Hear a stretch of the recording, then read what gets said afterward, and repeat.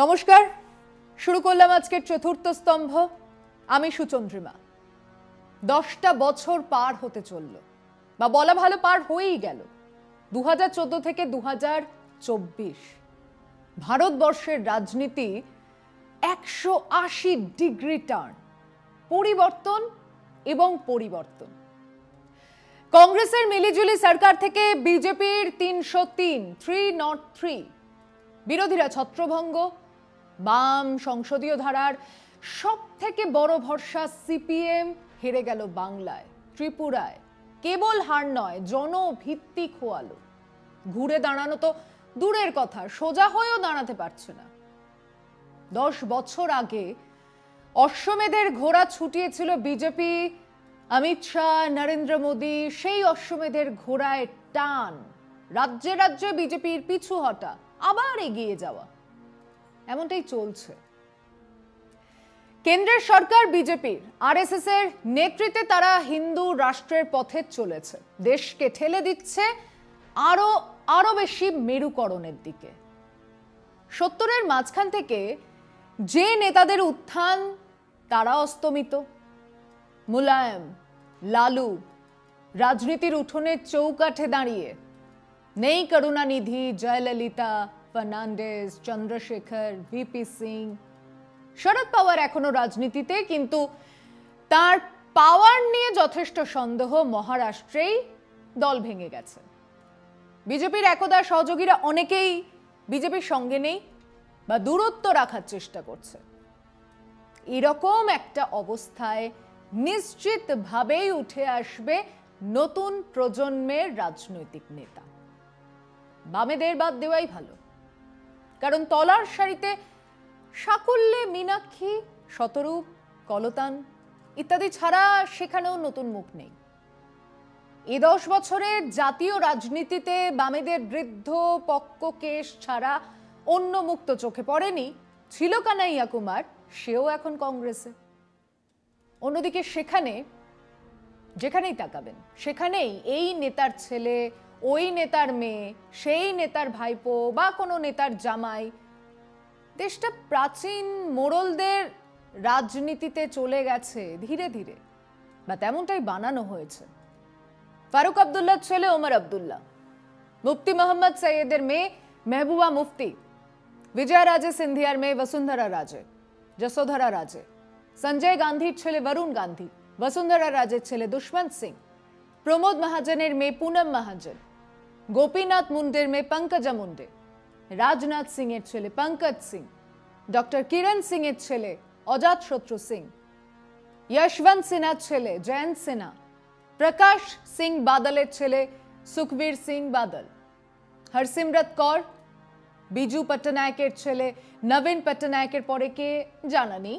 মায়াবতীর জায়গায় এক ভাইপো আকাশ আনন্দ, ধুমল সিং এর ছেলে অনুরাগ ঠাকুর, চন্দ্রশেখরের ছেলে নীরজ শেখর, কেসি রাওয়ের ছেলে কেটি রামা রাও, মেয়ে কে কবিতা, ভাইপো হরিশ রাও, চন্দ্রবাবু নাইডুর ছেলে লোকেশ নাড়া, ওয়াইএসআর রেড্ডির ছেলে জগনমোহন রেড্ডি, মেয়ে শর্মিলা, সালাউদ্দিন ওয়েসির ছেলে আসাউদ্দিন আকবরাউদ্দিন ওয়েসি, রাজীব গান্ধীর ছেলে রাহুল গান্ধী, প্রিয়াঙ্কা গান্ধী, তরুণ গগৈয়ের ছেলে গৌরব গগৈ, রাজেশ পাইলটের ছেলে সচিন পাইলট, মাধব রাও সিন্ধিয়ার ছেলে জ্যোতিরাদিত্য সিন্ধিয়া, মুরলী দেওরার ছেলে মিলন দেওরা, সুনীল দত্তের মেয়ে প্রিয়া দত্ত, মাধব সিং সোলাঙ্কির ছেলে ভরত সিং সোলাঙ্কি, শমশের সিং সুরজেওয়ালার ছেলে রণদীপ সিং সুরজেওয়ালা, সন্তোষ মোহন দেবের মেয়ে সুস্মিতা দেব, প্রণব মুখার্জির মেয়ে শর্মিষ্ঠা মুখার্জি, ওমেন চান্ডির ছেলে চন্ডী ওমন, এ কে অ্যান্টনির ছেলে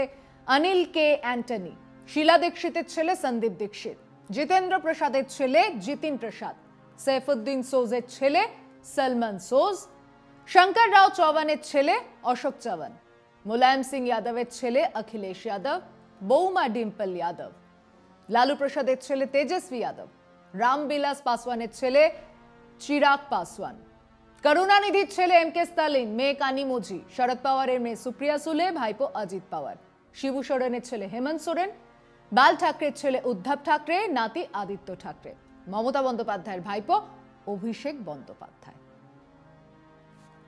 আগামী দশকে এনারা আমাদের দেশের নেতা। সম্ভবত আগামী 20 বছর পর এদেরই নাতিপুতিরাই হবেন আমাদের নেতা। অর্থাৎ রাজনীতি এক প্রফেশন, যা বাপ কেলে সম্পত্তির মতো বাবা ছেলেকে দেবে, ছেলে তার ছেলেকে। নিচ্ছে একটা ছোট্ট বিরতি, সঙ্গে থাকুন। ভারতবর্ষ বিশ্বের অন্যতম বৃহত্তম গণতান্ত্রিক দেশ। সারে জাহাঁ সে আচ্ছা, জয় হিন্দ, বন্দে মাতরম। ভারতের অর্থনীতি এই দশকে দেখল চরম উত্থান, আবার চরম পতন। দশকের শুরু বার্ষিক বৃদ্ধির হার 9% থেকে 10% চরম সফলতা। দশকের শেষ বার্ষিক বৃদ্ধির হার 4.5%। এখন একটু উঠে 6%-এর এপাশ ওপাশ। প্রাক্তন অর্থনৈতিক সহায়ক কৃষ্ণমূর্তি সুব্রমণিয়াম বলছেন আসলে 5%। বিজেপি সাংসদ সুব্রমণিয়াম স্বামী বলছেন 4.5%। চরম ব্যর্থতা। বেকারত্বের হার দশকের শুরু 3.5%, দশকের শেষে বেকারত্বের হার 6.1%। এই সংখ্যাটা গত 6 দশকের মধ্যে সর্বোচ্চ। এই মুহূর্তে ভারতের অর্থনীতি পরিকাঠামোগত মন্দার মধ্যে দিয়ে যাচ্ছে। 10 বছরের শাসনকাল সাক্ষী থাকলো নোটবন্দির। 99.3% বাতিল নোট, 500 ও 1000 ফিরে এলো ব্যাংকের কাছে। অর্থনীতির ভাষায় ব্যাপক ক্ষতি এবং দেশের বার্ষিক বৃদ্ধির হার কমতে শুরু করলো। অর্থনৈতিক বর্ষ 2015-16 বার্ষিক বৃদ্ধির হার ছিল 7.1%। নোটবন্দির পরে 2016-17 অর্থনৈতিক বর্ষে বার্ষিক বৃদ্ধির হার নেমে দাঁড়ায় 6.7%। নোটবন্দির কারণে মোট ক্ষতির পরিমাণ 1,15,000 কোটি টাকা ও চাকরি চলে যায় অগণিত মানুষের। দেশের অর্থনীতি সাক্ষী থাকলো বহু প্রতীক্ষিত জিএসটি কার্যকর হওয়ার। শঙ্খ বাজিয়ে মাঝ রাতে জিএসটি এলো, কিন্তু জিএসটি চালু হওয়ার আগে যে সমস্ত পূর্ব পরিকল্পিত সাবধানতা অবলম্বনের কথা জিএসটি কাউন্সিলে উল্লেখ ছিল, সেই সাবধানতার একটিও কেন্দ্রীয় সরকার গ্রহণ না করায় ও আচমকা জিএসটি চালু করে দেওয়ার জন্য ভারতের অর্থনীতিতে ধস নেমে আসে। নতুন করে কর্মহারা হয় অগণিত মানুষ।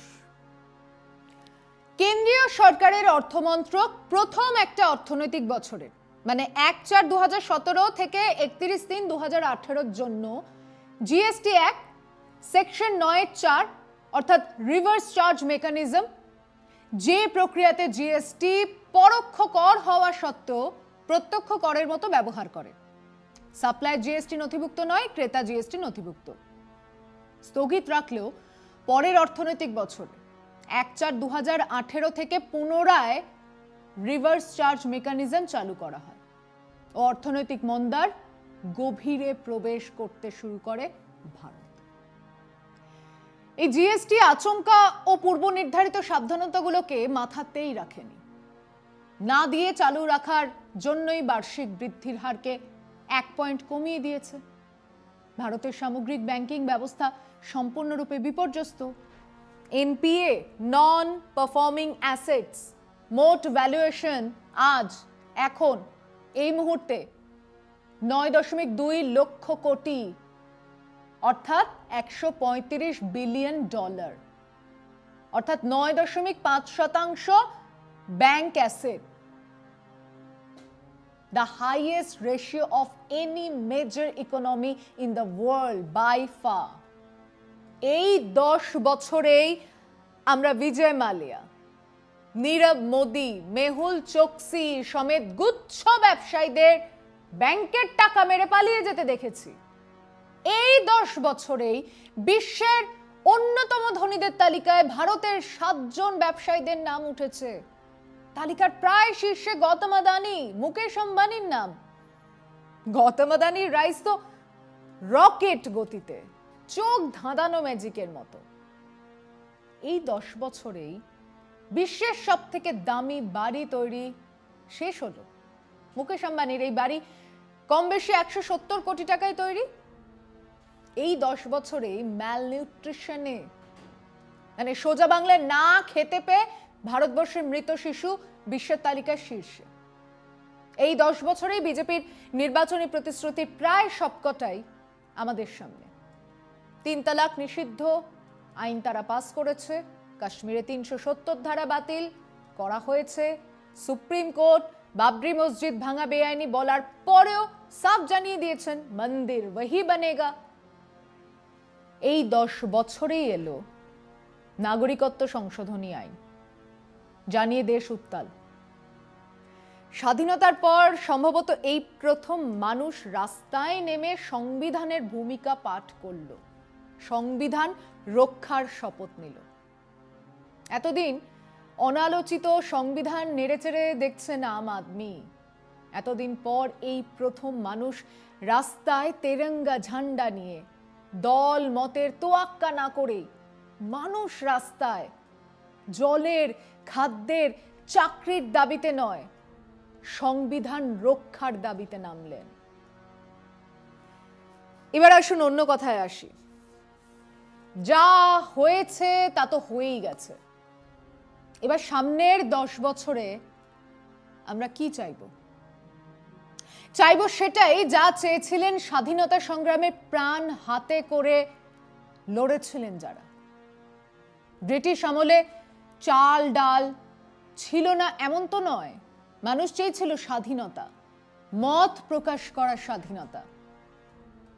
আজকে ভারতের দিকে তাকিয়ে দেখুন, কাশ্মীর এখনো অবরুদ্ধ, নতুন করে যোগ হয়েছে মণিপুর, উত্তর পূর্ব চলছে, সরকারি কর্মচারীরা আইন অমান্য করছেন অসমে, ইন্টারনেট বন্ধ এখনো কাশ্মীরে, হুমকি দেওয়া হচ্ছে গণমাধ্যমকে। তাই প্রথমেই চাইব মত প্রকাশের স্বাধীনতা। 75টা বছর কেটে গেল, 45% মানুষ দুবেলা খেতে পায় না। কাজেই আমাদের দ্বিতীয় চাহিদা প্রত্যেকের পেটে ভাত। কেউ খাবে আর কেউ খাবে না, তা হবে না, তা হবে না। একটা রীতির কথা বলি। আফ্রিকার জুলু উপজাতির কিছু বাচ্চাদের দাঁড় করানো হলো, তারপর কিছুটা দূরে ভালো খাবার রাখা হলো, তারপর তাদের বলা হয়েছিল দৌড়ে যাও, যে আগে যাবে সে বেশি খাবার পাবে। বাচ্চারা বলল উবুন্তু। তারপর হাত ধরে সবাই খাবারের কাছে এসে খাবার ভাগ করে খেল। উবুন্তু তাদের এক প্রথা। জুলু ভাষায় উবুন্তু কথাটার মানে হলো I am because we are. আমি আছি কারণ আমরা আছি। আমার দেশের প্রধানমন্ত্রী, স্বরাষ্ট্রমন্ত্রী, আমার দেশের বিরাট বিরাট পাবলিক মানিতে ব্যবসা চালানো ব্যবসায়ী উবুন্তু জানেন না। জানেন না যে আমি আছি বলে আমরা আছি। কেবল খাবারের কথা যদি বলি তাহলে আমরা দেশের খাদ্য বিতরণ এবং গ্রহণ মানে ডিস্ট্রিবিউশন অ্যান্ড কনজাম্পশনের 80% কেবল 11% মানুষের কাছে। আরো সোজা করে বললে দেশের 100টা কমলা লেবু হলে 80টা খায় 11 জনে, আর বাকি 20টা খায় 89 জন মিলে। 47 থেকে এই ডিস্ট্রিবিউশন কনজাম্পশন অফ ফুডের ফারাক আরো বেড়েছে। আসুন রোজগারের কথায়, সবচেয়ে বেশি রোজগার আর সব থেকে কম রোজগারের ফারাক 3400%। মানে সবচেয়ে বেশি যে রোজগার করে সে যদি 3400 টাকা পায়, তাহলে সব থেকে যে কম পায় সে পাবে 34 টাকা প্রতিদিন। এবং এই রোজগার গ্রামীণ এলাকায় যারা চাষবাস করেন তাদের জন্য নয়, তারা আরো কম পান। তাদের থেকেও কম পান আদিবাসী মানুষেরা। এটাকেই কি স্বাধীনতা বলে? এর জন্যই কি প্রাণ দিয়েছিলেন স্বাধীনতা সংগ্রামীরা? ফিরছি আলোচনা বিরতির পর, সঙ্গে থাকুন। শিক্ষা স্বাস্থ্যের কথা যত কম বলা যায় ততই ভালো। গত 10 বছরে স্বাস্থ্য ব্যবস্থার কোনো সুযোগ না পাওয়া মানুষের সংখ্যা 29%। শিক্ষা এখনো বহু শিশুর কাছে অধরা। এখনো স্কুল ড্রপ আউট 27% ছাত্র। তারা খেতে কাজ করে, দোকানে কাজ করে, বাড়ি, মাথার ওপর ছাদ। এখনো কাঁচা ঘর বা ফুটপাতে খোলা আকাশের নিচে থাকে 39% মানুষ, যাদের বাড়ির ছাদ অ্যাসবেস্টস বা খাপড়ির। তাদের এই তালিকায় বাদ দেওয়া হয়েছে। স্বচ্ছ ভারত যোজনা ইত্যাদির ঢাক বাজানোর পরে 29% মানুষের বাড়িতে টয়লেট নেই। মুকেশ আম্বানির বাড়িতে অবশ্য তার পোষা কুকুরদের আলাদা আলাদা টয়লেট আছে। কিন্তু ইতিহাস কি এই গতিপথেই চলতে থাকে? বিশ্ব ইতিহাস বলে না, এভাবে চলে না। খেতে না পাওয়া মানুষগুলোকে ধর্ম, জাত, ভাষা আর সম্প্রদায় ভাগ করে কিছু মানুষ চিরটাকাল রাজ করে যাবে, তা হবে না। নেতার ছেলে নেতা হবে, চাষির ছেলে চাষির হবে, তা হয় না। কোনো এক অমোঘ মুহূর্তে একটানে সবকিছু ছেড়ে মানুষ হাতে তুলে নেয় মহাকালের রশি। তারপরের ইতিহাস তো জানা। এই বার্তা তৃপ্তি দেয় আমাদের, যাদের মন রাঙিয়েছে আগামী যুগের রাঙা আলোয়। আগত যুগের কামারা দেরিতে যারা মুখর, আমরা তো জানি, স্থির বিশ্বাস করি, সবে ইতিহাসে দেয় আগুনের রঙের শেষ অক্ষর। শোনো শোনো তাই, হে নবীন, হে প্রবীণ, মজদুর, ওহে কিষান, ওহে মোটা সোটা বেটে খেটে খাওয়া কেরানি দল, হে কাব্যে পাওয়া পলাতক ক্ষীণ কবির দল, শিল্পীর দল, হে ধনিক, আর্য অনার্য, কর শিরোধার্য। বৃদ্ধ যুগের গলিত সবের পাশে প্রাণ কল্লোলে ওই নবযুগ আসে। প্রস্তুত করো তোমাদের সেই সব দিনগুলির জন্য, যখন প্রত্যেক সূর্যোদয় পাবে নবজীবনের স্তোত্র। প্রখর প্রাণ রৌদ্রের পানীয় তোমাদের আনন্দিত করবে, দুর্বলদের নয়। শতধা সভ্যতার পাশে, লক্ষ কোটি ভগ্ন স্তূপের পাশে, বিদীর্ণ আকাশের নিচে, উপদ্রুত ঘুমের শিয়রে, ছিন্ন ভিন্ন পৃথিবীর বসন্তের পাশে, লক্ষ লক্ষ নির্জন নিষ্পত্র কৃষ্ণচূড়ার পাশে, দ্বিধাদীর্ণ জনগণ মনে মহা আবির্ভাব। স্বপ্ন জেগে উঠেছে মহা আশ্বাসের প্রবল নিঃশ্বাসে, দুর্দমনীয় ঝড় উঠেছে সৃষ্টির ঈশান কোণে। উড়িয়ে দেবে দিক বিদিকে, শুকনো ধুলো, শুকনো পাতা ঝরিয়ে দেবে, অন্ধকারের দুর্গের সিংহ তোরণ গুড়িয়ে দেবে। ইতিমধ্যে প্রস্তুত থাকো সবাই, যখন অত্যাচারীদের পতন, চরম পতন হবে। প্রাসাদে, বন্দরে, বাহিরে, অন্দরে, প্রতি গ্রামে, নগরে, লক্ষ লক্ষ মনে, দেশে দেশান্তরে নিরন্ধ্র নির্মম পতন। আসুন এই 10 বছরের ভুল শুধরিয়ে আমরা নিজেদেরকে সেই অত্যাচারীদের নির্মম পতনের জন্য তৈরি করে ফেলি। আজ এ পর্যন্তই। শুভরাত্রি।